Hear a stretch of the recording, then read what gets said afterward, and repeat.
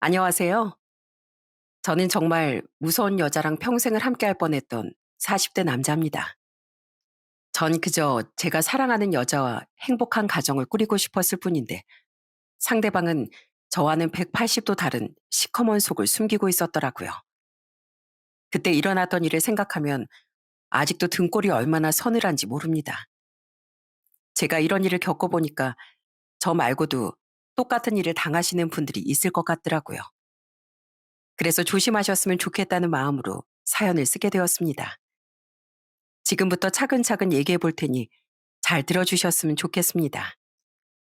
저는 어렸을 때부터 어머니랑 둘이 살았습니다.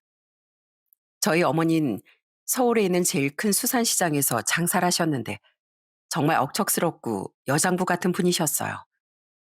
시장에 가보면 목소리도 제일 크고 남자한테도 안 지는 정말 강인한 분이셨죠. 그런데 그런 엄마가 가끔씩 저희 아버지에 대한 얘기를 해주실 때가 있었습니다. 사실 저희 어머니가 제가 4살 때 이혼을 하시는 바람에 아버지에 대한 기억이 거의 없었는데 어머니를 통해 아버지라는 사람이 어떤 분인지 알 수 있었어요. 문호야, 넌 절대 네 아빠처럼 살면 안 된다.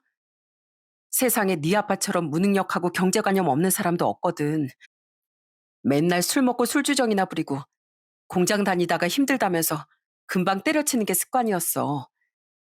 그래 놓고선 힘든 일 싫다면서 맨날 편한 일만 찾다가 몇 년간이나 백수처럼 지내더라.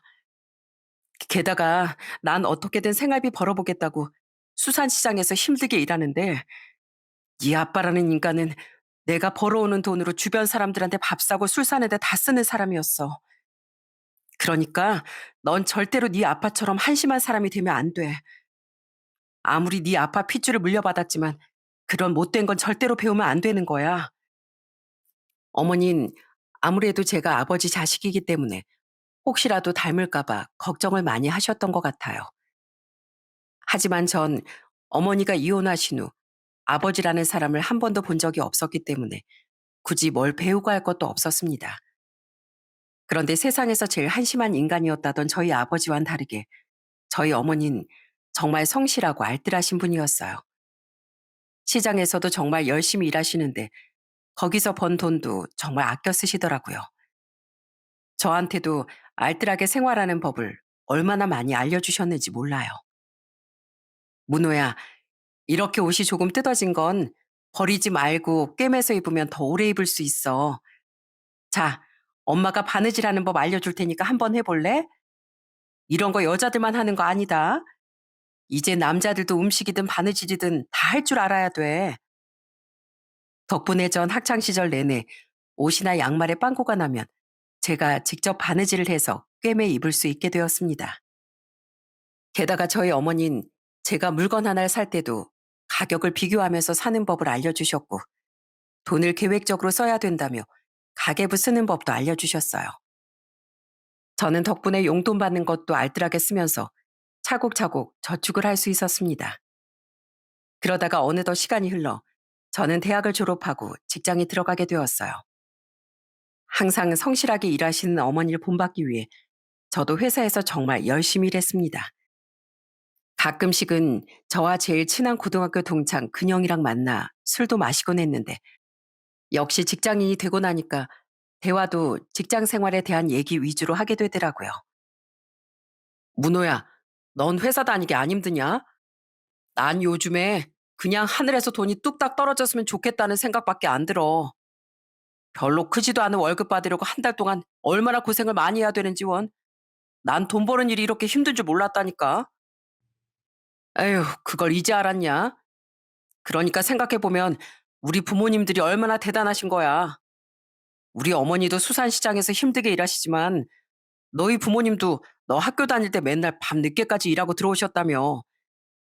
우린 돈 벌어서 우리 몸 하나 건사하는 게 다지만 우리 부모님들께선 자식들 키우느라 돈도 더 많이 들어가셨을 텐데 그게 얼마나 힘드셨겠어. 그러니까 아무리 회사 다니는 게 힘들어도 부모님 생각하면서 버텨야지.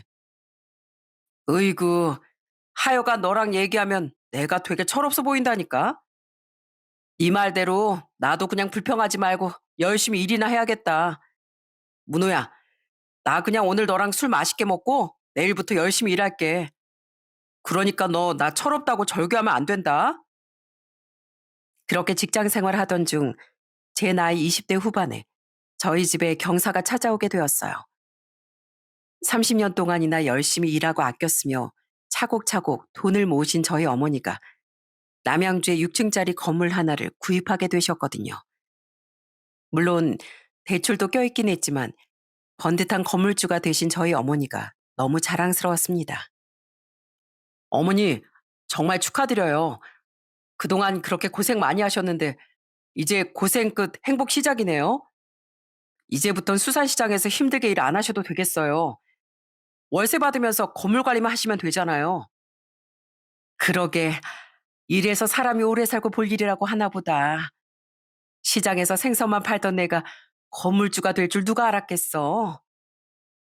그 저희 어머닌 수산시장 일을 그만두시고 취미 생활도 하고 건물 관리도 하면서 지내셨습니다.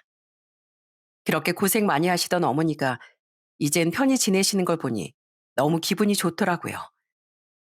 그래서 저도 열심히 일하고 돈도 많이 모아서 어머니처럼 언젠간 꼭 멋지게 재산을 이뤄야겠다고 다짐했습니다.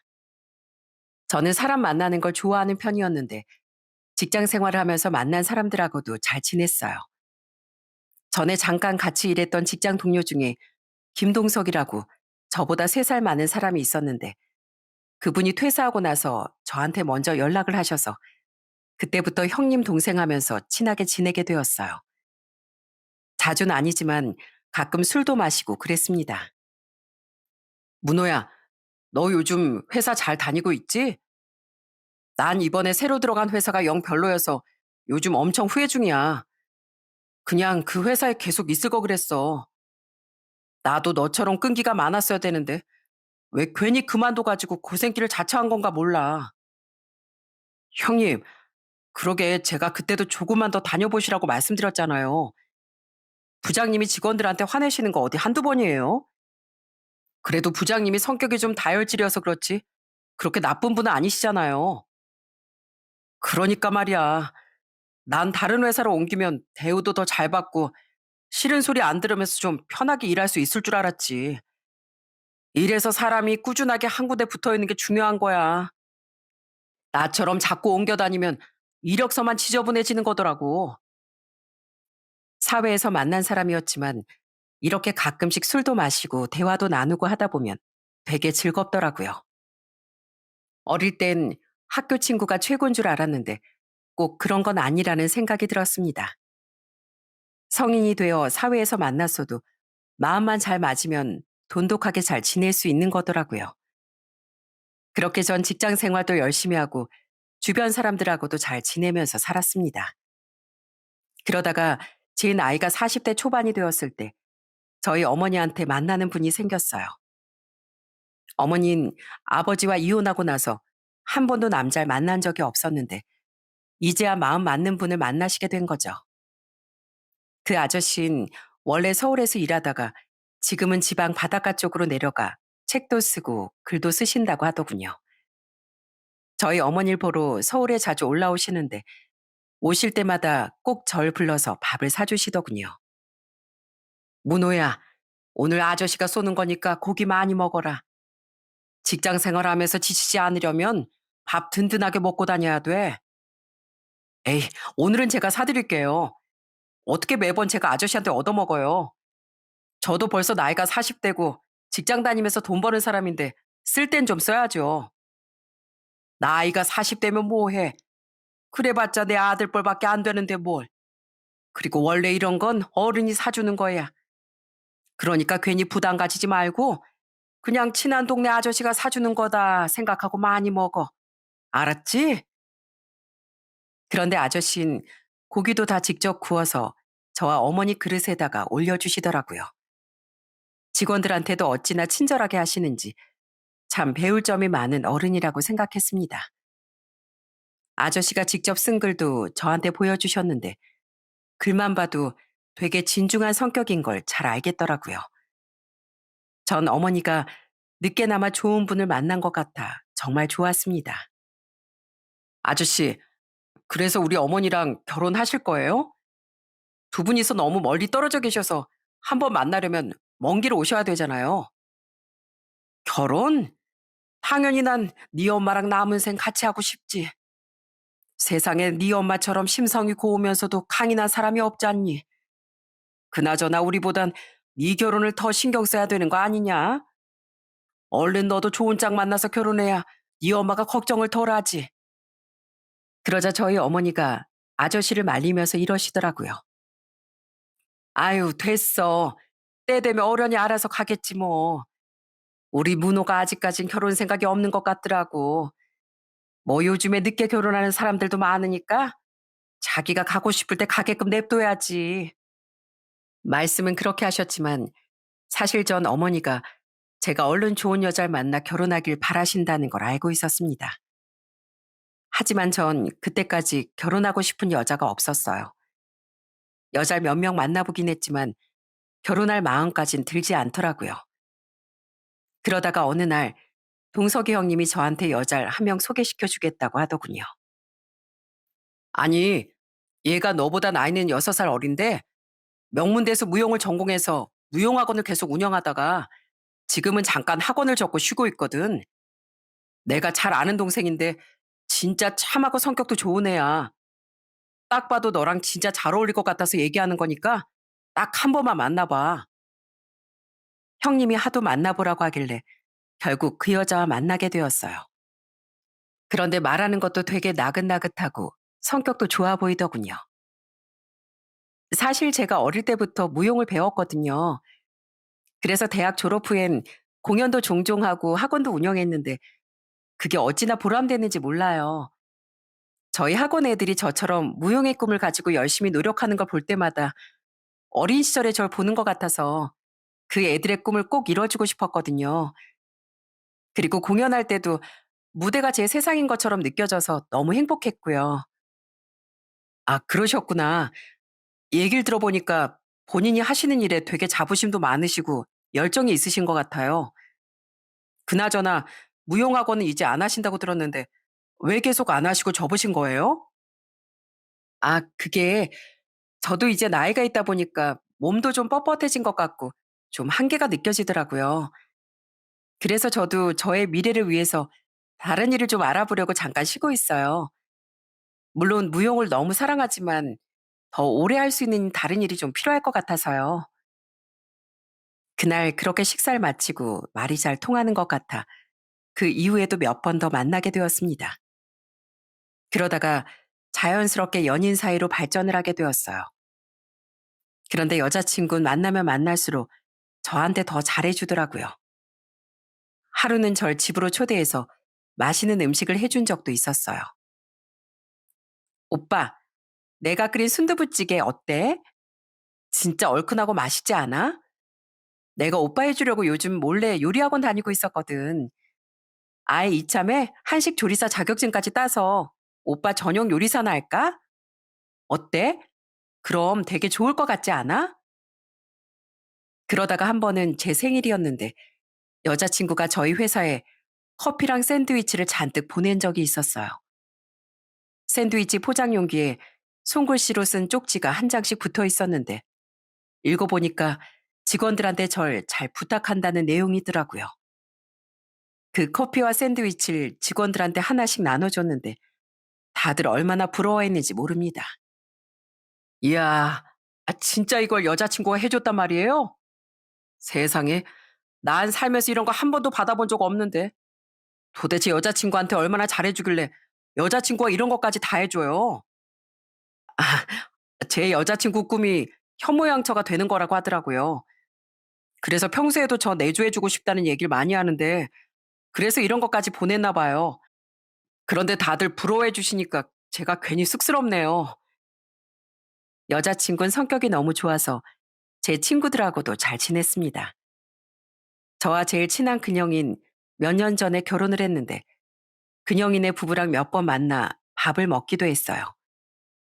그런데 하루는 근영이네와 만났는데 여자친구가 식당에 앉자마자 제 수저부터 챙겨주고 음식도 저 먼저 막 떠주고 그러니까 엄청 부러운 눈길로 쳐다보더라고요. 아유, 진짜 닭살이다, 닭살. 아주 서로 더 챙겨주려고 안달이구만. 아휴, 그립다, 그리워. 우리도 너희처럼 풋풋했던 시절이 있었는데, 그때가 참 그립네. 그런데 여자친구는 아직 저와 결혼하기 전인데도 저희 어머니한테까지 정말 잘하더군요. 처음 저희 어머니랑 친해지고 싶다며 선물까지 사들고 인사를 드리러 가더니 저희 어머니한테 이러더라고요. 어머님, 오빠한테 들어보니까 예전에 수산시장에서 그렇게 열심히 일하셨다면서요. 저 그 얘기 듣고 어머님이 참 존경스럽다고 생각했어요. 저도 나름 열심히 살았지만 어머님에 비할 바는 못 되는 것 같더라고요. 어머님, 저 나중에 며느리 되면 어머님처럼 훌륭한 사람 될 수 있게 이것저것 많이 가르쳐 주세요. 아셨죠? 여자친구가 처음부터 살갑게 행동하니까 저희 어머니도 되게 좋아하시더군요. 여자친구는 그날 저희 어머니의 연락처까지 받아선 평소에 안부 전화도 많이 했다고 합니다. 하루는 저희 어머니가 저한테 전화해선 되게 기분 좋은 목소리로 이러시더라고요. 문호야, 넌 어쩜 그렇게 싹싹하고 애교 있는 애를 만났니? 아니, 내가 오늘 건물의 세입자가 새로 계약을 한다고 해서 부동산에 가야 됐었거든. 근데 우리 예비 며느리가 전화 와서 뭐 하냐고 묻길래 부동산 간다고 얘기했더니 굳이 자기도 따라간다고 하더라. 그래서 둘이서 같이 남양주까지 갔는데 거기서 계약 끝내고 둘이 맛있는 것도 먹고 실컷 놀다가 왔다. 예전에 남양주에 왔다 갔다 할 때마다 심심했었는데 오늘은 가는 길이랑 오는 길 내내 얼마나 즐거웠는지 몰라. 여자친구는 저희 어머니한테 화사한 옷이 잘 어울린다며 제가 출근했을 때 저희 어머니랑 쇼핑하러 가서 옷도 사드리더군요. 어쩔 땐 퇴근하고 집에 가보면 여자친구와 저희 어머니가 둘이 거실에서 TV를 보고 있을 때도 있었어요. 아직 결혼한 것도 아닌데 정말 엄마랑 딸처럼 지내더군요. 저희 어머니는 이런 며느리라면 무조건 환영이라고 말씀하셨어요. 그러다가 저는 더 늦기 전에 얼른 결혼을 해야겠다는 생각에 예비 처가에 인사를 드리러 갔습니다. 가보니까 집안 형편이 그리 좋진 않아 보이더라고요. 그래도 예비 장인 장모님께서 절 참 반갑게 맞이해 주셔서 너무 감사했습니다. 아이고, 자넨 첫인상만 봐도 정말 듬직하구만. 자네도 알겠지만 우리 딸이 명문대 나와서 무용학원을 운영했지 않나. 무용학원 운영할 때 우리 딸한테 대시하는 남자들도 많았다는데 우리 딸이 그렇게 다 거절했다고 하더라고. 이게 다 우리 딸이 자네 같은 듬직한 남자 만나려고 그랬던 건가 보네. 그렇게 전 예비 처가에도 결혼 허락을 받게 되었습니다. 저는 예비 아내가 저희 어머니한테 잘하는 것만큼 저도 예비 처가에 잘 보이고 싶어 예비 장인 장모님한테 안부 전화도 자주 하고 틈날 때마다 찾아뵙곤 했어요. 어차피 결혼하면 제 부모님이나 마찬가지인 분들이었으니까요. 그런데 갈 때마다 어찌나 절 반겨주시는지 벌써부터 가족이 된 것 같아서 너무 기분이 좋았습니다. 그렇게 전 예비 아내와 본격적으로 결혼 준비를 시작하게 되었어요. 예비 아내는 결혼 준비하는 게 그렇게 즐거운지 엄청 들떠 보이더라고요. 오빠, 우리 예식장은 꽃장식이 예쁜 곳으로 하자. 난 뭔가 화사하게 꽃에 둘러싸여서 결혼하는 느낌으로 결혼식 하고 싶거든. 아, 근데 예식장 크기는 안 커도 돼. 어차피 나 친구가 그렇게 많지 않아서 올 손님도 많지 않거든. 그래, 예식장 굳이 큰 곳으로 잡을 필요 없지. 적당한 크기 중에서 윤정이 네가 제일 마음에 드는 곳으로 정하자. 아싸! 진짜 내 의견에 따라주는 거야? 역시 우리 오빠 최고. 그럼 이제 드레스도 슬슬 골라야겠네. 드레스를 어떤 걸 입어야 예쁘려나? 레이스도 풍성하고 비즈도 많이 달린 걸로 입을까? 아니면 몸에 딱 달라붙는 머메이드 라인으로 입을까? 그렇게 예식장을 고르고 신혼집도 알아보게 되었어요. 신혼집을 어느 쪽으로 할지 고민하고 있었는데 예비 아내가 저한테 이러더군요. 오빠, 우리 신혼집 어머님 댁이랑 가까운 데로 하면 안 될까? 나 결혼하고 나서도 어머님이랑 맨날 데이트하고 싶단 말이야. 물론 내가 나중에 다른 일을 시작하면 바빠서 안 될 수도 있겠지만 그래도 그전까진 어머님이랑 맨날 붙어 다니고 싶어. 그러니까 우리 멀리 가지 말고 그냥 어머님이랑 같은 동네로 하자. 어? 예비 아내가 저희 어머니를 너무 좋아하니까 저도 참 기분이 좋더라고요. 고부 갈등 같은 건 굳이 신경 쓸 필요도 없다는 생각이 들었어요. 그런데 조금 이상한 점은 예비 아내가 자꾸 저희 어머니가 갖고 계시는 건물에 관심을 많이 보였다는 겁니다. 오빠, 지난번에 어머님이랑 같이 어머님네 건물 가보니까 되게 깨끗하고 좋더라. 내가 궁금해서 그러는데 거기 총 세대수가 어떻게 돼? 서울은 아니지만 그래도 6층짜리 건물이니까 한 달에 받는 월세가 어마어마하겠지? 글쎄, 우리 어머니가 관리하는 거라서 나도 자세한 거 몰라. 근데 그게 그렇게 궁금해? 그럼 궁금하지. 나도 어머님처럼 능력 있고 멋있게 나이 들고 싶단 말이야. 나 요즘 내 롤모델을 어머님으로 정했어. 나도 어머님처럼 성실하고 알뜰하게 살아서 나중에 건물주까지는 아니더라도 노후 대비만큼은 정말 완벽하게 해놓을 거야. 그때까지만 해도 예비 아내가 저희 어머니를 너무 좋아하다 보니까 그만큼 관심이 많은 거라고 생각했습니다. 그런데 어느 순간부터 조금 이상한 행동을 하더라고요.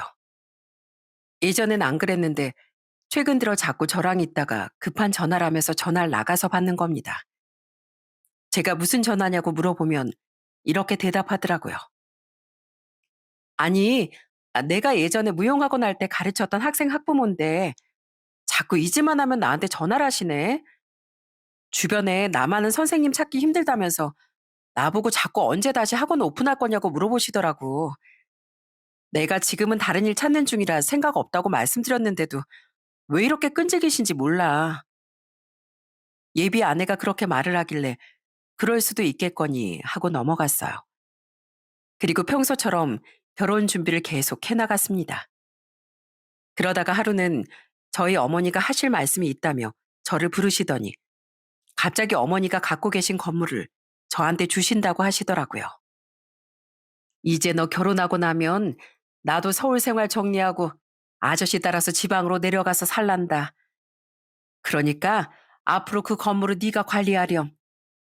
어차피 나 세상 떠나면 너한테 물려줄 건물인데 미리 줘도 상관없잖니. 어머니, 그걸 왜 저한테 주신다고 그러세요? 그건 어머니도 노후 자금으로 쓰셔야죠. 내가 지방으로 내려가고 나면 남양주까지 왔다 갔다 하면서 건물 관리하기 힘들어서 그래. 그리고 나 이제 아저씨 따라 바닷가에서 유유자적하면서 살 거야.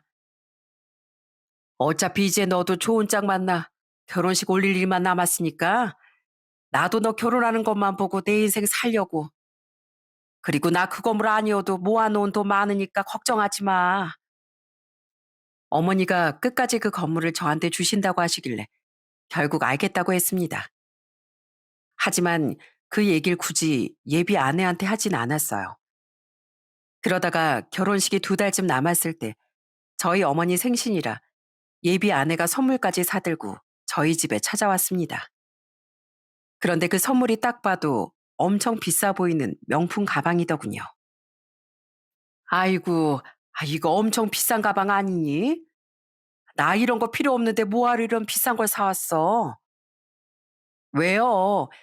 어머님처럼 고상하신 분은 이런 명품백도 한번 들어보셔야죠.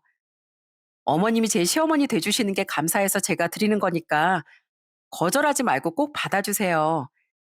저 어머님한테 해드리고 싶은 거 진짜 많은데 벌써부터 거절하시면 서운하단 말이에요. 예비 아내가 애교까지 떨면서 그렇게 말하니까 저희 어머니가 기분이 좋아 깔깔 웃으시더군요. 그날 저희 셋은 식당에서 맛있는 밥도 먹고 술도 한잔하게 되었습니다. 예비 아내는 결혼식이 얼마 안 남아서 기대된다며 그날따라 술을 많이 마시더니 금방 알딸딸하게 취한 것 같더군요. 그래서 금방 정리하고 집에 데려다 줘야겠다 생각하고 있었는데 갑자기 예비 아내의 휴대폰이 울리는 거예요. 그러더니 갑자기 표정이 굳어선 잠깐 밖에 나가 통화 좀 하고 온다고 하더군요. 그래서 어머니와 둘이 술잔을 기울이며 기다리고 있었는데 한참이 지나도 예비 아내가 돌아오질 않는 겁니다. 저는 걱정되는 마음에 마침 화장실도 갈 겸 나가보게 되었죠. 그런데 화장실로 올라가는 계단 쪽에서 예비 아내의 목소리가 들리더라고요. 가만히 들어보니까 누군가한테 막 짜증을 내고 있었어요. 아니, 제가 얼른 돈 갚는다고 했잖아요. 조금만 기다려달라니까 왜 이렇게 독촉을 하는 거예요?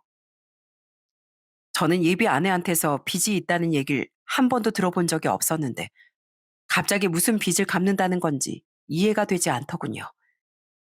그래서 조용히 숨을 죽이고 계속 듣고 있었는데 정말 충격적인 얘기가 나오고 말았습니다. 저기요, 나한테도 시간을 줘야 내가 돈을 만들어서 갚든 말든 할 거 아니에요. 내가 지금 돈 들어올 구멍은 있는데 그게 당장 들어오진 않을 거라서 그래요. 아니, 내가 지금 결혼하려는 남자가 있는데 그 남자 엄마한테 6층짜리 건물이 하나 있단 말이에요. 내가 결혼하고 나서 그 아줌마 살살 구슬리면 그 건물 손에 넣을 수 있다니까요. 그것만 손에 넣으면 그까지 빚 갚는 건 아무것도 아니니까 제발 좀 기다려달라고요. 저는 그 얘기를 듣고 너무 충격을 받아 그만 주저앉아 버릴 뻔했습니다. 예비 아내가 하는 얘기를 들어보니 아무래도 저를 순수한 목적으로 만난 게 아닌 것 같더군요. 저희 어머니한테 그렇게 잘했던 것도 저희 어머니가 갖고 계시는 건물을 노리고 그런 것 같았어요.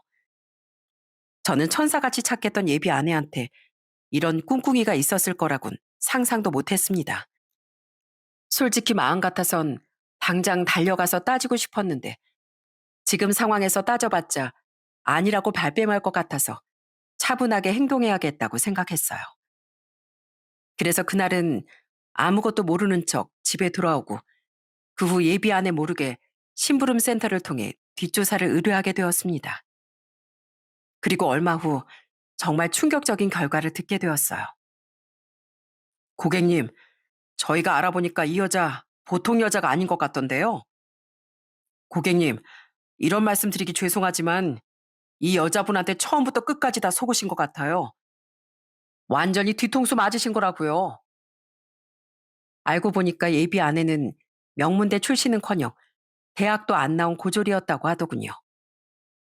당연히 무용을 배웠다는 것도 거짓말이었고 무용학원을 운영했던 적도 없었다고 합니다. 게다가 10년 넘게 상위 10%의 재력가들이 다니는 고급 술집의 아가씨로 일했다고 하더군요. 거기서 돈 많은 남자 꼬셔서 이거 얻어내고 저거 얻어내고 하다가 질린다 싶으면 다른 남자로 갈아타는 게 일상이었대요. 그러다가 이제 나이를 먹어서 더 이상 아가씨로 일할 수 없으니까 그만둔 거라고 하더군요. 고객님, 이 여자한테 빚이 1억 5천이나 있는 건 알고 계십니까? 저희가 알아보니까 씀씀이가 워낙 커서 술집에서 번 돈도 다 탕진했다고 하더라고요. 그리고 이 여자가 남자 접대부가 나오는 술집을 뻔질나게 드나들었다던데요. 아마 거기서 남자 접대부들한테 돈 뿌리고 다니느라 돈 다 날려나 봅니다. 뭐라고요? 정말 그 여자가 그랬단 말이에요? 저는 너무 충격적인 현실에 이게 꿈이었으면 좋겠다는 생각까지 했습니다. 제가 결혼까지 결심했던 여자가 하나부터 열까지 다 거짓으로 똘똘 뭉친 인간이었을 줄 꿈에도 몰랐거든요. 사실이 아니길 바랬지만 심부름센터에서 가져온 증거들을 보니 새로 알게 된 예비 아내의 과거가 다 진실인 것 같더라고요. 그 후 저는 성급하게 행동하지 않고 예비 아내를 한번 떠보기 위해 거짓말을 했습니다.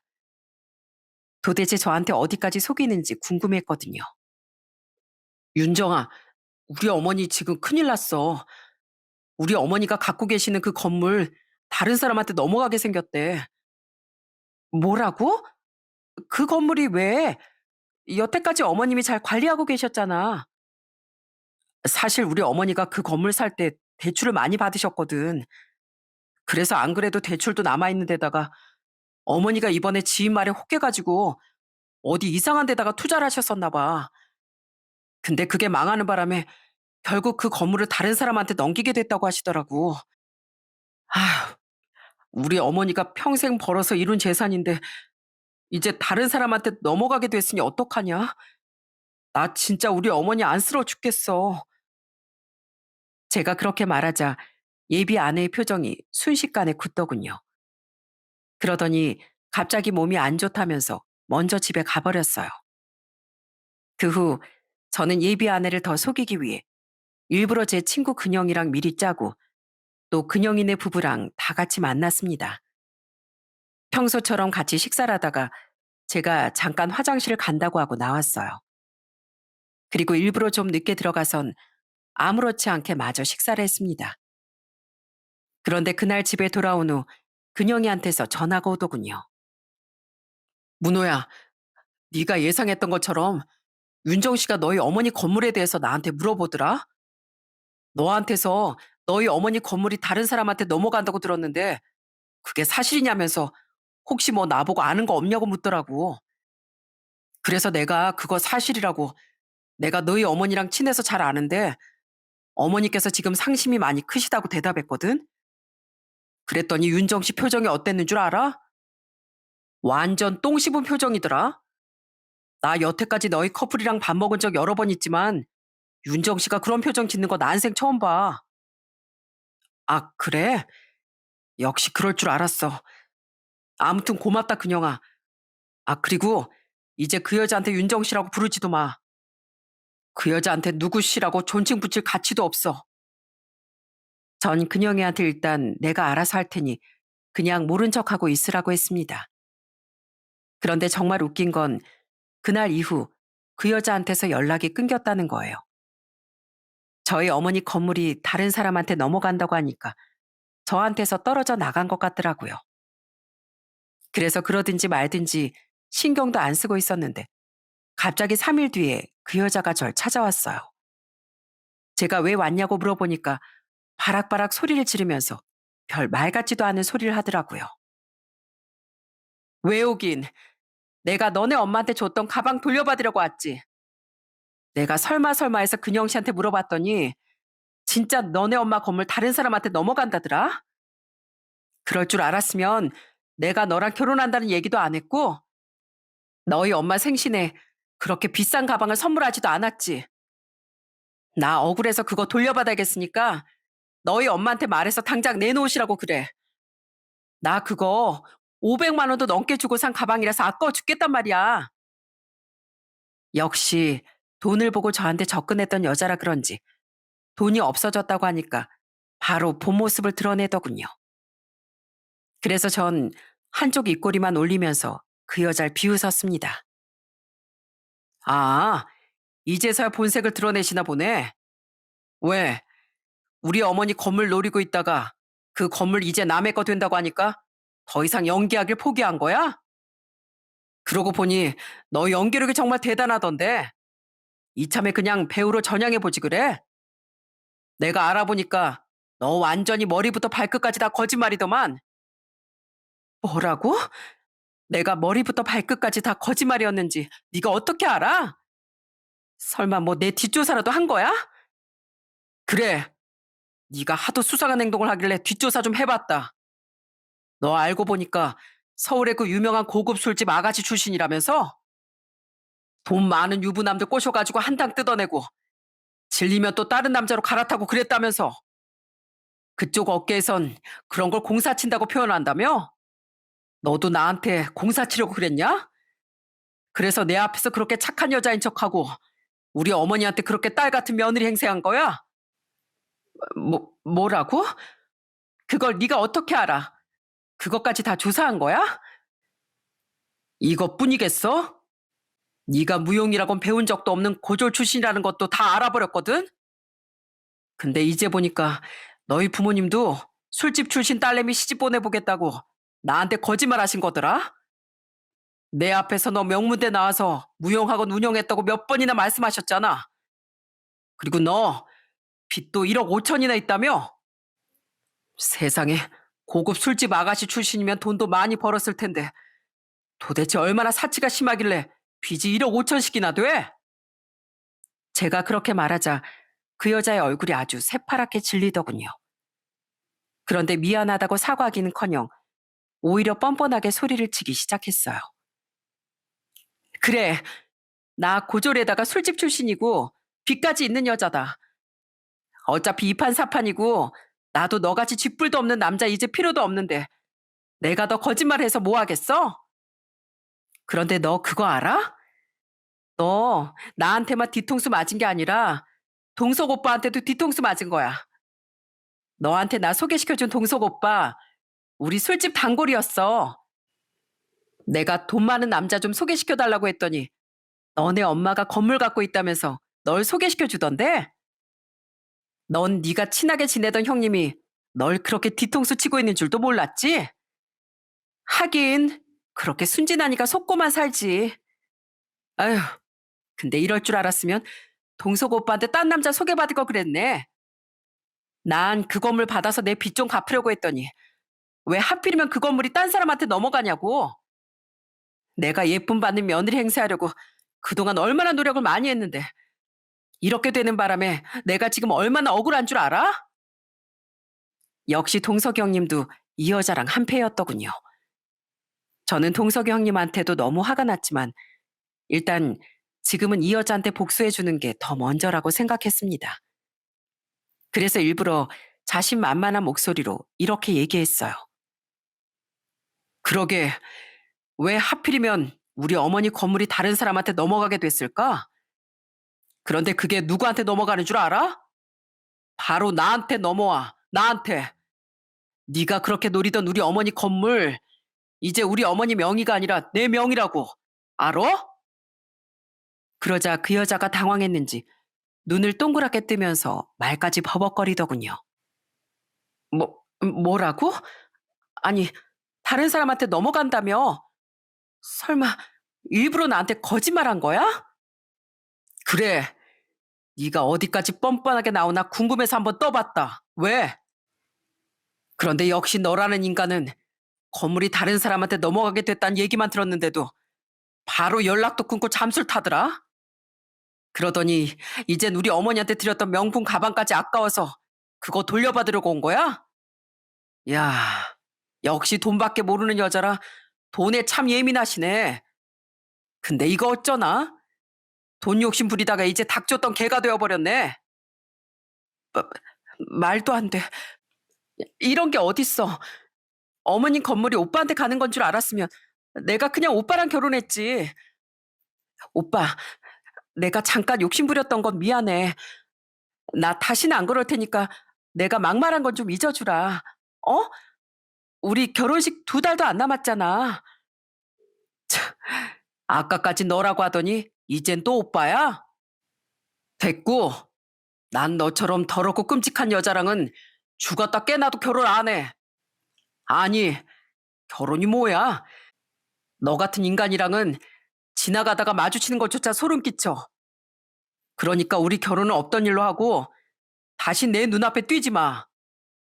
네가 그렇게 잘하는 게 남자 꼬시는 일이니까 또 돈 많은 유부남 꼬셔서 그 돈으로 빚 갚든지 말든지 너 알아서 하라고. 오빠, 그러지 말고 내 말 한 번만 들어줘. 어? 오빠! 전 그 여자가 애원하든 말든 무시하고 그냥 자리를 빠져나왔어요. 그리고 바로 결혼식 관련해서 예약했던 걸 다 취소해버렸습니다.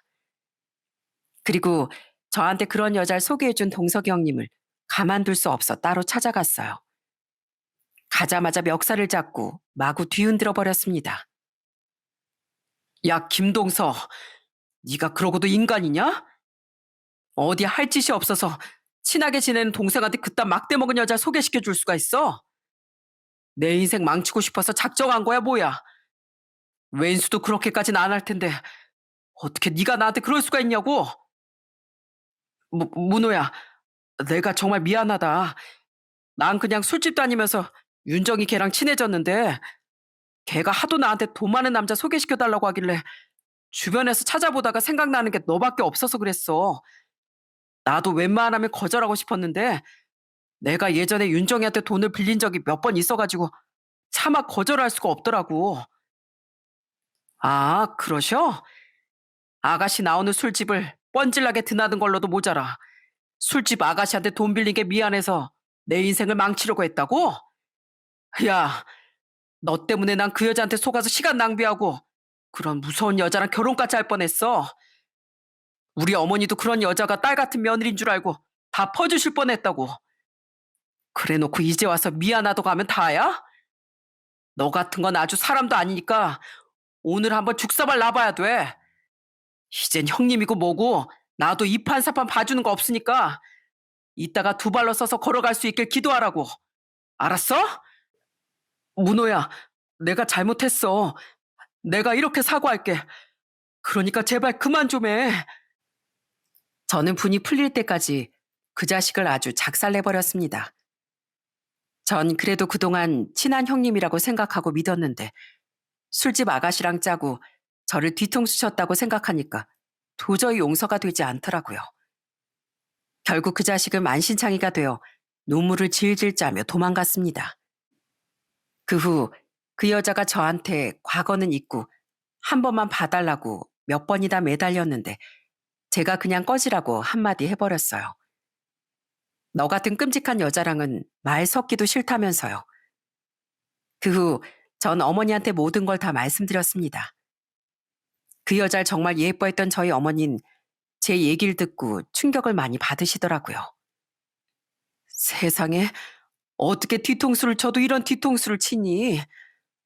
난 걔가 요즘 젊은 애들답지 않게 참 싹싹하고 살궈서 얼마나 좋아했는데 내가 열심히 살다 보니까 이렇게 착하고 예쁜 며느리도 얻는구나 이러면서 매일 행복했었단 말이야. 근데 그 애가 내 건물을 노리고 다 연기한 거였다고? 게다가 학력에 직업까지 다 속인 거였다고? 아휴, 아무리 세상이 말세여도 그렇지 어떻게 이런 일이 다 있니? 내가 살다 살다 이런 일이 나한테 벌어질 줄은 꿈에도 몰랐다. 어머니, 이게 다 제가 여자 보는 눈이 없어서 그런 것 같아요. 저 결혼한다고 기뻐하셨을 텐데 실망시켜드려서 죄송해요. 네가 죄송할 게 뭐가 있어. 너보다 몇십 년을 더 산 나도 그 애가 그런 애인 걸 못 알아봤는데 네가 어떻게 그걸 알아볼 수가 있겠니?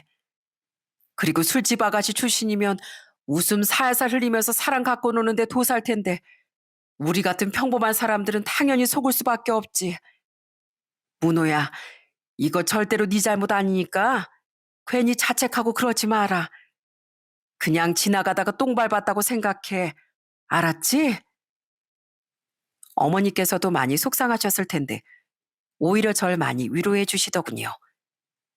그래서 전 금방 일상으로 돌아올 수 있게 됐습니다. 어머니 말씀대로 그냥 운 나쁘게 똥 밟았다고 생각하기로 했어요. 그 후 전 어머니한테 정식으로 건물을 증여받게 되었고 어머니는 아저씨랑 같이 지방으로 내려가시게 되었습니다. 제가 몇 번 놀러 갔는데 되게 유유자적하면서 살고 계시더군요. 어머니, 저 왔어요. 우와, 이게 뭐예요? 웬 마당에 그네 의자가 있네요. 두 분이서 그 그네 의자에 앉아서 책 읽고 계셨던 거예요? 그러고 계시는 거 보니까 되게 낭만 있어 보이네요. 그래? 그럼 너도 한번 와서 앉아볼래? 이거 아저씨가 직접 자재 사다가 만든 거거든. 내가 전에 아저씨랑 같이 공원에 갔다가 그네처럼 생긴 의자가 있길래 갖고 싶다고 얘기한 적이 있었는데 그걸 다 기억하고 있다가 만들어주더라고. 여기 앉아서 살살 앞뒤로 흔들리면서 책 읽으면 소풍 나온 것 같고 얼마나 기분 좋은지 몰라. 이야, 아저씨 진짜 대단하시네요. 성격도 다정하신데 손재주까지 좋으신 거예요? 그러자 아저씨가 껄껄 웃으며 저한테 이러시더군요. 내가 그래도 한 손재주 하긴 하지. 아이 원래 이렇게 전원주택에서 살려면 손재주가 있는 편이 훨씬 편하거든. 뭐 고장 나거나 했을 때도 직접 고치고 필요한 물건도 굳이 비싼 돈 주고 안 사고 직접 만들면 되니까 얼마나 좋아. 그리고 네 엄마도 내가 만든 물건들을 그렇게 좋아하더라고. 그날 그 집에서 같이 식사를 하는데 식사 준비도 두 분이서 같이 하시더군요. 저희 어머니가 찌개 냄비를 옮기려고 하셨는데 아저씨가 뜨겁다면서 못 옮기게 하시더라고요. 저는 저희 어머니가 아저씨한테 완전 공주 대접을 받으시는 것 같아 너무 감사했습니다. 그 후에도 제가 어머니한테 안부 전화를 하면 꼭 아저씨랑 같이 계시더라고요. 두 분이서 바닷가에 산책하고 있다며 저한테 사진도 찍어서 보내주시고 아저씨 따라서 낚시하러 갔다가 물고기도 낚아봤다며 저한테 얼마나 자랑하셨는지 몰라요. 분호야, 나 요즘 아저씨 덕분에 하루하루 얼마나 재밌는지 몰라. 바닷가에서 사는 게 이렇게 재밌는 줄 알았으면 진작에 내려올 걸 그랬어. 바닷가에서 사는 게 재밌는 게 아니라 아저씨랑 사시는 게 재밌으신 거겠죠. 어머니랑 아저씨랑 두 분이서 성격도 잘 맞으시고 또 아저씨가 어머니한테 엄청 잘해주시잖아요. 전 어머니가 아저씨랑 평생 그렇게 오붓하게 사셨으면 좋겠어요. 그러니까 싸우지 마시고 사이좋게 지내셔야 돼요. 아셨죠? 전 요즘 저희 어머니의 얼굴에 행복한 웃음이 가득한 것 같아 너무 좋답니다. 아직까진 아저씨한테 아버지라고 부르지 못하고 있는데 올해 안으론 꼭 부를 생각이에요. 제가 평생 아버지 없이 살아서 그런지 아버지라는 말이 입에서 잘 튀어나오지 않아 힘들지만 그래도 노력해 보려고 합니다. 저희 어머니를 그렇게 아껴주시는 분이니까 저한테는 아버지나 마찬가지잖아요. 전 지금 직장도 다니고 건물 관리도 하면서 살고 있어요. 처음 주변 사람들한테 파혼 얘기를 꺼낼 땐 조금 민망하긴 했지만 지금은 아무렇지도 않답니다. 그냥 한바탕 요란한 꿈을 꾼 기분이에요. 너무 충격적인 일이라 그게 저한테 진짜로 일어난 현실이라는 게 아직도 믿어지지가 않습니다. 저는 이번 일을 계기로 사회에서 만난 사람을 쉽게 믿으면 안 되겠구나 하는 생각이 들었어요. 그 여자도 그 여자지만 믿었던 동석이 형님이 절 이렇게 뒤통수 칠 줄은 정말 몰랐거든요. 그래도 한때는 같은 직장에 다녔던 사이고 형님 동생 하면서 잘 지냈었는데 어떻게 절 그런 구렁텅이에 빠뜨릴 생각을 했는지 정말 이해가 되지 않습니다. 저를 정말 친한 동생으로 생각했다면 절대 그러지 않았을 텐데 말이죠. 제가 살다 보니 인간관계라는 게 참 어려운 것 같더군요. 상대방의 속마음이 투명하게 보인다면 더 진실한 관계를 잘 만들 수 있을 텐데 이런 식으로 뒤통수를 치는 사람들 때문에 사람들 사이에서 의심이 생겨날 수밖에 없는 것 같아요.